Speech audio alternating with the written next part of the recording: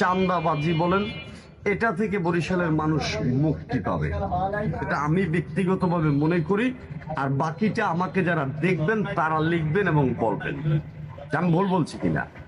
চিঠির মেয়র অনেককে আপনারা দেখেছেন, আসছে গেছে, সেক্ষেত্রে যেটা একটা ইসলামিক কান্ট্রি, জনগণের কথা, আমার না, বরিশালের জনগণের এবং সাধারণ মানুষের যান মাল নিরাপত্তার জন্য শাহেক চরমোনাই যথেষ্ট। আপনারা দেখেছেন ভোট দিয়েছে শাহেককে, চরমোনাইর পীরকে, এবং মানুষের ভোটে সে একজন নির্বাচিত মেয়র হয়েছেন, কিন্তু সে ডিক্লেয়ার পায় নাই।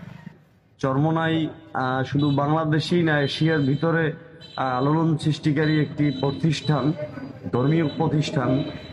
তো এরকমের একজন সিটি কর্পোরেশনের মেয়র বাংলাদেশের মানুষ এবং বরিশালের বিশেষ করে মানুষ দেখতে চায়।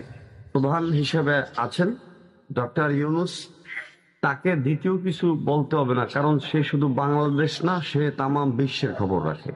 সেক্ষেত্রে আমি বলতে চাই, যদি আপনারা এটাকে বিশ্লেষণ করেন কিংবা নাই করেন, যদি আপনি এখনো সেটার কাগজ আছে, ভোটার লিস্ট আছে এবং সেই কপি আছে, সেটা দেখে যদি আমি মনে করি এক দ্বিধায়, মানে দ্বিতীয় কোনো চিন্তা ভাবনা না করে শাহেককে নির্বাচিত করা উচিত এবং তাকে চিঠির দায়িত্বটা দেওয়া হোক। এটা বরিশাল বিভাগের তথাপিও বরিশালের যে সব জায়গাতে র্যাব, পুলিশ, সেনাবাহিনী সবকিছু দিয়েও 500, 700, 2000, 5000 মানুষকে মেনটেন করতে পারে না। সেখানে চরমোনাইতে কমপক্ষে লোক হয় 20 লাখ, আমি কম বললাম, 20 লাখ। সে 20 লাখ লোককে নিয়ন্ত্রণ করতে বাংলাদেশের কোনো পুলিশ প্রোটোকলের প্রয়োজন হয় না। তার মতন মানুষ যদি বরিশালের সিটির মেয়র হয়, এক কথায় মাদক বলেন, ইফটিজিং বলেন, যে দেশে 80% মুসলমান এবং সে একজন ভোট পেয়ে নির্বাচিত হয়েছেন, কেন তাকে ডিক্লেয়ার দেওয়া হলো না?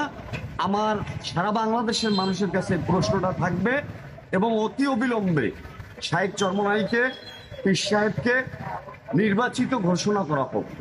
এটা আমার জোর দাবি। বাংলাদেশের সাধারণ জনতা এবং মুসলিম জনতার পক্ষ থেকে ডক্টর ইউনূস সহ বাংলাদেশের রাষ্ট্রীয় প্রধান পর্যায়ে যারা আছেন, উপরস্থ কর্মকর্তা যারা আছেন, আপনাদের প্রত্যেকের কাছে আমার দৃষ্টি আকর্ষণ, অনুরোধ থাকবে শাহেক চরমোনাইকে অতি অবলম্বে বরিশাল সিটির মেয়র হিসেবে আমরা দেখতে চাই। এই বলে আমার সংক্ষিপ্ত বক্তব্য এখানে শেষ করলাম। আসসালামু আলাইকুম।